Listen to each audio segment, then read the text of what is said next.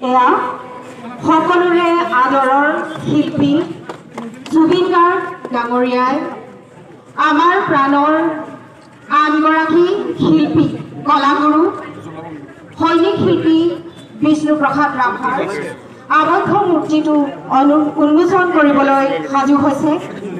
লগত আছে আনগৰাকী শিল্পী পবিত্ৰ ৰাভা, বিপুল ৰাভা আৰু অন্যান্য গণ্যমান্য ব্যক্তিসকল।